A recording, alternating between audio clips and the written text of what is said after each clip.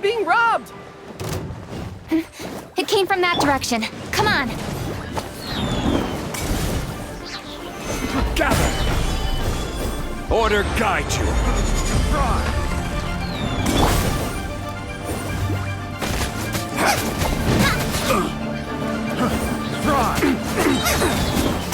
Racing, you're toast!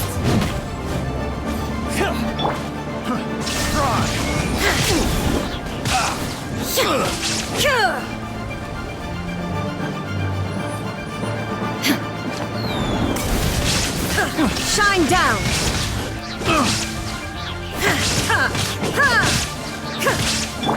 Nice and spicy!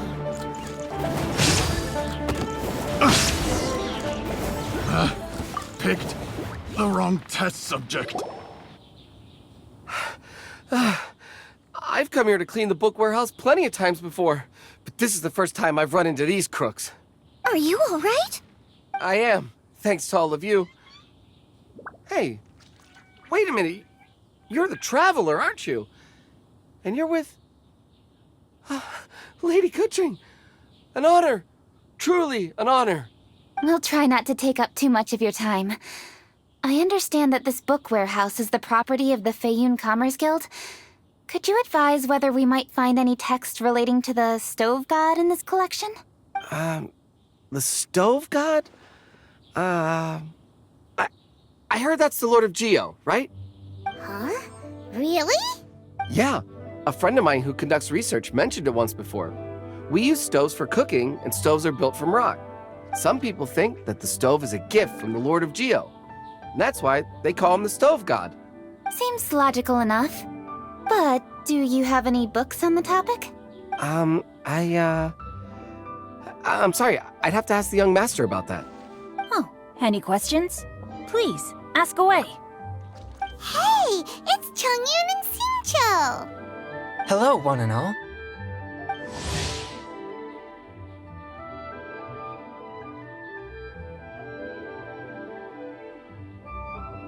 Hey guys, what are you doing here?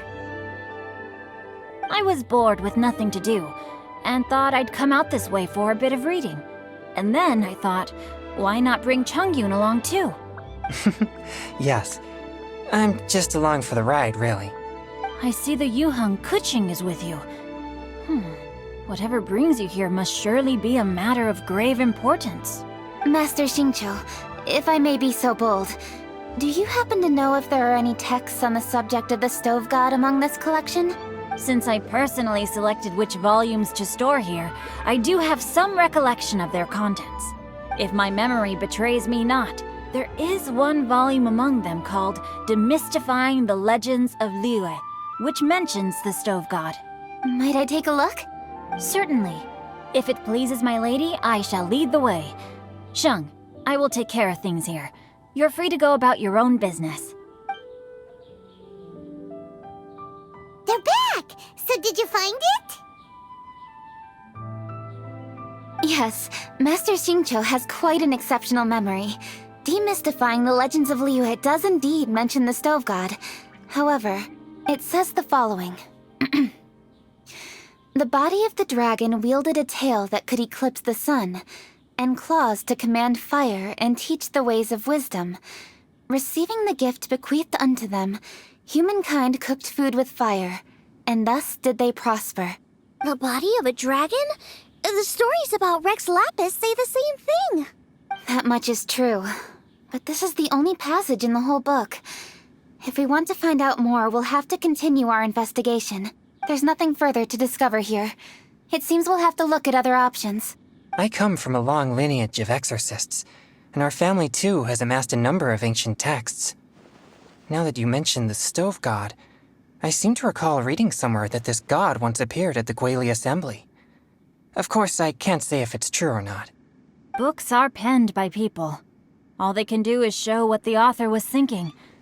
Everyone's mind is different, so every book on a given topic will give a different account. I apologize that we could not help in a more substantial capacity. Your help thus far is quite ample. Liyue is a vast and rich land. All things that existed here in the past have left their trace. So long as we do not abandon our search, it is sure to bear fruit eventually. Thank you all. We will continue our investigation elsewhere. Oh, hold up. I had a question too. Xingqiu, Chongyun, could you tell me what kind of food you like? Food? Oh no.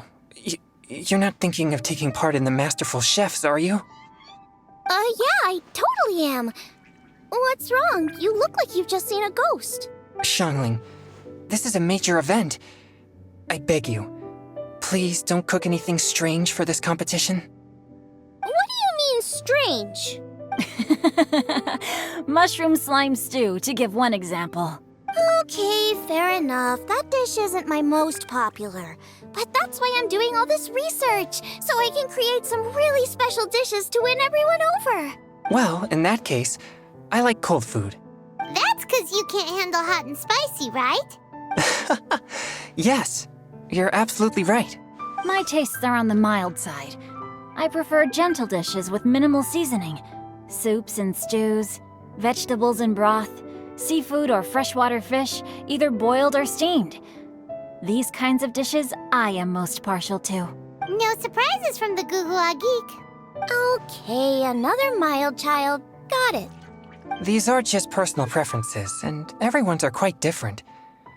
Are you sure this eclectic mix of opinions will be of any use? Of course! You're my customers, and putting a smile on customers' faces is my calling as a chef. Though Xiangling's market research blade stabs often into the dark, her heart never strays from the noble path. If anyone can win the hearts and minds with their cooking, it's gotta be someone like Xiangling. She's got pure intentions and really cares about the customers. No, where's all this praise coming from? Knock it off, guys. You're embarrassing me. Sorry for holding you all up. That's all I needed to know. Shall we carry on with the investigation now? Over to you, Kuching. Where to next? So we've learned the stove god allegedly made an appearance at the Guili Assembly. But today that place is largely a wasteland with few traces of human activity. Xingqiu Inn is close by, so let's stop off there on the way over and see what we can find out. Forgive us, for this is where we must part ways. May your journey be a smooth one. Yes, best of luck. If you run into any difficulties, come and find us. We'll be only too glad to help. Let's go! Next stop, Xingqiu Inn. Now, which book to read today? Aha! How about this? Chongyun, pick a book, any book, and read it out loud to me, will you? That way, I can give my mind a rest. Huh? That's why you brought me along? Don't like that plan? Okay, then I'll read one for you. How about Young and Hopelessly Smitten? Xingqiu, don't you think you have one too many frivolous books in your collection? Okay. A Guide to Getting Ahead in Yujing Terrace. How about this one then? Oh, really, Xingqiu?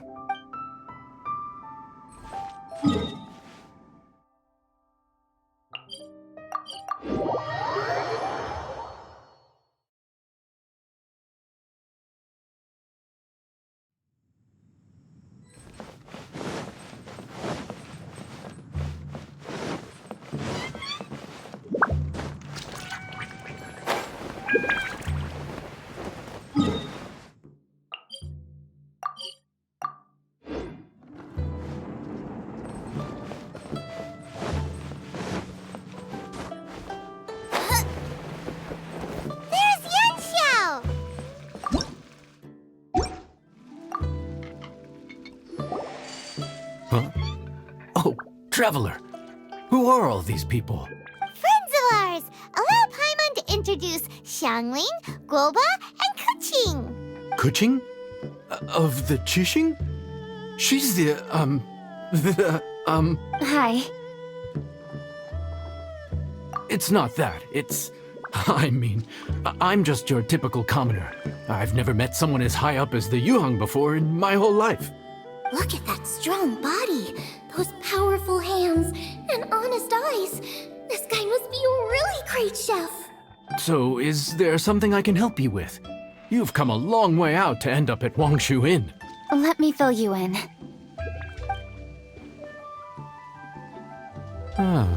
Okay. I see. Legends claim that the stove god once appeared at the Guili Assembly. As Xingqiu Inn is the oldest extant building in this area, any historical texts from around these parts are likely to have ended up here. Is there a room in this inn for storing books? And if there is, do any of them mention the stove god? Well, now that you mention it, we do have a fair few ancient texts here. I remember looking through an old recipe book once. I just need to remember where they're all stored. If you are happy to wait here for a few minutes, I'll go have a look right away. Oh, Traveler, there's something I need to discuss with you. What is it? We need to pay up or something? What? No, I wouldn't take your money. We're all friends here. I just wanted to ask if you had the time to make a satisfying salad for me. A satisfying salad? What for? Yeah, guy who hangs out on the roof terrace, you know? Good-looking fella, not too tall. Shh! Don't you think he can hear you? Oh, right. Yeah, maybe. Anyway, you know who I mean. The boss told me to take care of him, but this guy, let me tell you, he is one tough nut to crack. He usually turns his nose up at everything that isn't almond tofu. But the boss tells me you once made him a satisfying salad, and it all went down so well. So I was thinking, could you teach me how to make it too? That way, I'll have something else in my arsenal. Oh, so this is for show! You guys really look after him, huh? Well, that's life, right? You gotta look out for your own people. All right then, wait right here. I'll be just 1 minute. Clock is ticking! 59, 58... Sorry for the trouble, Traveler. Okay. Here you are. Thank you ever so much. While Kuching's reading her book, let's make that satisfying salad. Xiangling, what are you gonna do? I'd love to come watch too, but I don't want to get in the way, so I'll just stay here with Kuching. Okay, shall we go then? Go ahead and get started. I'll just watch from over here. I only need to watch you make it once to have it committed to memory. That should do it.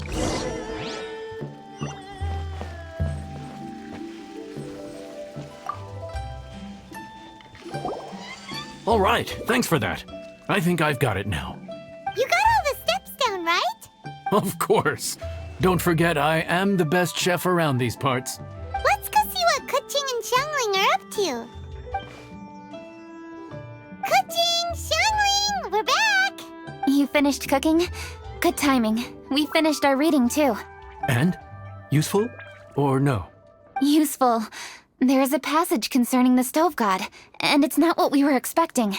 I quote, 60 miles to the northwest is the Guili Assembly. Many were settled there, where they hunted in groups, farmed the land, and made their living from what the soil yielded. When the stove god descended, one god became many, all of which were the height of children. As does a star when it descends into the world, so the stove god went out among the common folk and taught them to create fire. With fire, the people at last learned to make hot food, and they dined on rice congee and cooked meat thereafter. This is a radically different account from the one given in Demystifying the Legends of Liyue, and also a conflicting one. One god became many. Does that mean there was more than one stove god? Taking the text at face value, that is what it says. Went out among the common folk and taught them to create fire. So did the stove god really go and teach people how to cook firsthand? Now that's a god who truly cared for their people. So, we've got two leads, but they contradict each other. How do we know which one to believe? By continuing our investigation and reserving judgment for now. Thank you for this text, Yanxiao. It's my pleasure, really. Think nothing of it. If anything, I should be thanking the Traveler. Listen, you've helped me an awful lot. Not just today, but in the past, too. I want to make it up to you properly, and as it happens, things are pretty quiet here today. So I'd like to take the chance to treat you all. What do you say? Will you stay for a meal? Wow, he sure sounds confident in his cooking. I like that. Confidence is one of the best ingredients a chef can have. I really want to try his cooking. I say we take him up on his offer. It's hard to refuse a generous offer like that. Yes, I think we can fit this in. Yanxiao, we await your culinary creations with great anticipation. I won't disappoint.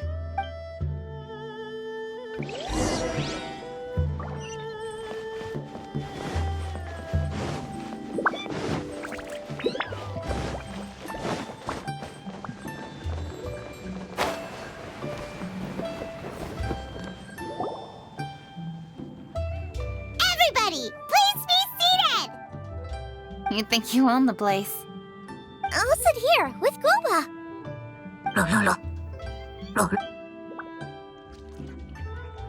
Here we are. That's everything you ordered. It all smells amazing. I think I've met my fellow finalist. It smells beautiful! Strange. I never would have guessed that such a gifted chef worked here. This inn isn't particularly known for its food. Everyone likes a good meal, whether they're staying the night or just stopping by for a bite. We call it an inn, but the fact is it's much more than that. We have to cater to all aspects of daily life to make this a true home away from home. Please enjoy your meal at your leisure. I should get... Yanxiao, are you taking part in this year's Masterful Chefs? Huh? You too? Yup, I've signed up already, and I've got my eyes on the prize. Your cooking's delicious, Yanxiao. I'm really looking forward to seeing you in the final. Huh. Interesting. All right, I'll see you there. What was that? Some kind of power move? No, it seemed more sportsmanlike than that. Yup, he's a really talented chef. His food was excellent, and it showed he has a level-headed personality. That's the kind of chef that could be a match for me. I haven't had any competitive cooking experience since my cook-off with Brooke in Springvale. You're too kind. Guoba, what are you doing? Guoba's eating the... Those were Kuching's! How could you steal them while she wasn't looking? Oh, my golden shrimp balls. Huh?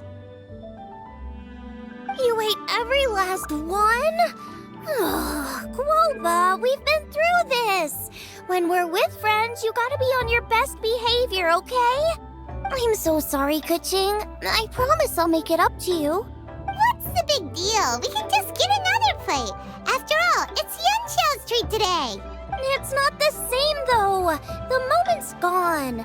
Sure, you can eat something else, but you can never go back and change the feeling of despair as your food is snatched away from right under your nose. The dining experience is a trinity of emotion, food, and atmosphere, and you've got to have all three to make it work. I have to say, now that you mention it, that is a very accurate appraisal of the situation. I'm gonna make it up to you, Kuching. Is there anything you want to eat? Anything at all. Whatever it is, I'll make it for you. I don't have high hopes for this, but equally I don't want her feeling guilty. Okay, I'll let her do this for me. If you insist, there is one dish that perhaps you could try making for me. It's an old recipe from my grandfather's notes. No problem. May I see it? I'll get it to you when we're back in Liyue Harbor. Traveler, have you finished eating? Before we do anything else, let's head back to Liyue Harbor. I need to fetch something. Traveler.